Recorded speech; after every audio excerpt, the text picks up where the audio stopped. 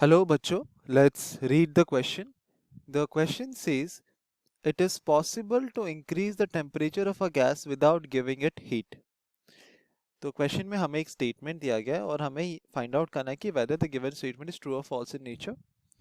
इस क्वेश्चन को सॉल्व करने के लिए हम जो की कॉन्सेप्ट यूज करेंगे, जो पहला कॉन्सेप्ट होगा वो होगा idea of an adiabatic process.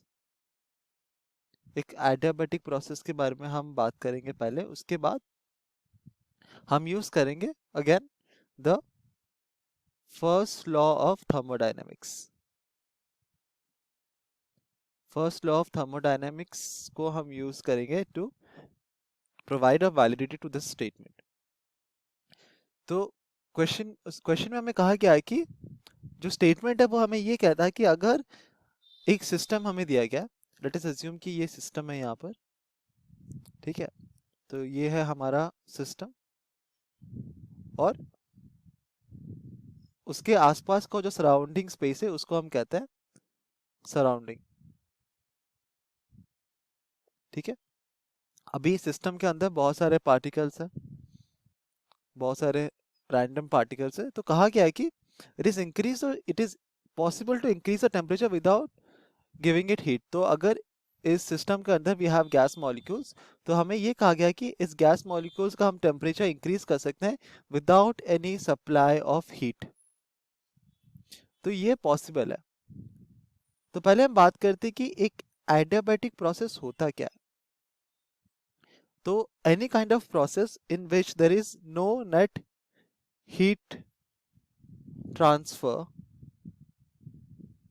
between the system and the surrounding. तो अगर हमारा कोई हीट एक्सचेंज नहीं हो रहा between the system and the surrounding, then उस टाइप ऑफ प्रोसेस को हम कहते हैं एडियाबैटिक प्रोसेस. तो इसका मतलब ये नहीं है कि हमारा जो टेम्परेचर है वो कांस्टेंट रहेगा. इट डज नॉट मीन कि टेम्परेचर हमारा कांस्टेंट रह रहा है. इसका मतलब सिर्फ यही है कि हमारा सिस्टम और सराउंडिंग के बीच में कोई एक्सचेंज ऑफ हीट एनर्जी नहीं हो रहा. तो उस प्रोसेस को कहता है एडियाबैटिक प्रोसेस. तो अगेन एडियाबैटिक प्रोसेसेस वो दो टाइप के हो सकते हैं. वो हो सकता है इधर एक्सपेंशन नहीं तो कंप्रेशन. एक्सपेंशन हो सकता है एक एडियाबैटिक एक्सपेंशन और एक होता है एडियाबैटिक कंप्रेशन. तो एडियाबैटिक कंप्रेशन में क्या होता है कि हमें from the first law of thermodynamics हमें पता है कि delta Q is equal to delta U plus delta W. यहाँ पर डेल्टा क्यू है the net amount of heat given, U होता है हमारा इंटरनल एनर्जी चेंज.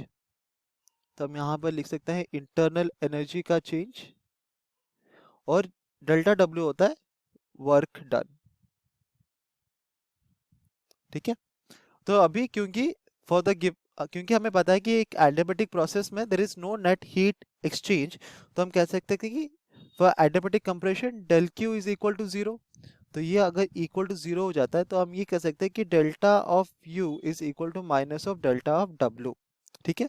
अभी कंप्रेशन में क्या होता है, कंप्रेशन में क्या होता है कि अगर हमारे पास एक ये सिस्टम है और सिस्टम के ऊपर हमारे पास एक पुली दिया गया, एक लीवर दिया गया. तो कंप्रेशन में अगर इसको हम कंप्रेस कर रहे हैं, इसको हम क्या कर रहे हैं, इस जो पिस्टन है उसको हम नीचे की तरफ लेके आ रहे हैं, इसको कंप्रेस कर रहे हैं. कंप्रेस कर रहे हैं इसका मतलब क्या होता है, प्रेशर इंक्रीज कर रहा है, वॉल्यूम डिक्रीज कर रहा है. ठीक है. तो जैसे हम प्रेशर इंक्रीज हम कंप्रेस करेंगे तो गैस मॉलिक्यूल्स का जो प्रेशर है वो इंक्रीज कर जाएगा, वॉल्यूम डिक्रीज कर जाएगा. तो इससे क्या होता है ना कि हमारा, क्योंकि हम लोग कंप्रेस कर रहे हैं, तो कंप्रेस करने का मतलब क्या होता है कि work is done on the gas. क्योंकि सिस्टम के ऊपर हम काम कर रहे हैं तो यहाँ पर वर्क डन क्या होता है, वो नेगेटिव हो जाता है. ठीक है.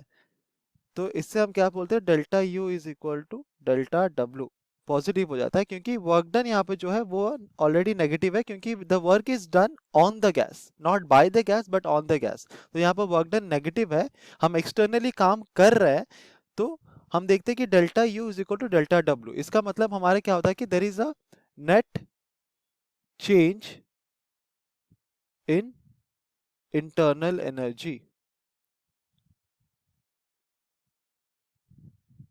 क्योंकि there is a net change in internal energy, क्योंकि हम लोग कोई हीट ट्रांसफर नहीं हो रहा, तो अगर हम उसको कंप्रेस कर रहे हैं तो जो वर्क डन होगा on the gas that is equal to the change in internal energy. Change in internal energy मतलब क्या होता है कि हमारा जो इंटरनल एनर्जी है वो अब इंक्रीज करेगा। वो इंक्रीज इसलिए कर रहा है क्योंकि हम देख रहे हैं कि प्रेशर इंक्रीज कर रहा है, वॉल्यूम डिक्रीज कर रहा है। तो अगर प्रेशर इंक्रीज कर रहा है, इसका मतलब क्या होता है कि अगर हमारे पास ये सिस्टम गिवन है, ये कुछ सिस्टम ऐसे हमको गिवन है और यहाँ पर इनिशियली मॉलिक्यूल्स ऐसे डिस्ट्रीब्यूटेड थे, तो अगर इस सिस्टम का हम प्रेशर इंक्रीज करेंगे, इसका मतलब जो मॉलिक्यूल पहले इनिशियली एक v1 वेलोसिटी से मूव कर रहे थे, जैसे प्रेशर इंक्रीज करते हैं अब उनका वेलोसिटी v2 हो जाता है, where v2 is greater than v1, वो ज्यादा तेजी से मूव करना स्टार्ट करते हैं, जिसकी वजह से उनका जो इंटरनल एनर्जी है वो इंक्रीज करता है, तो u इंक्रीजेस।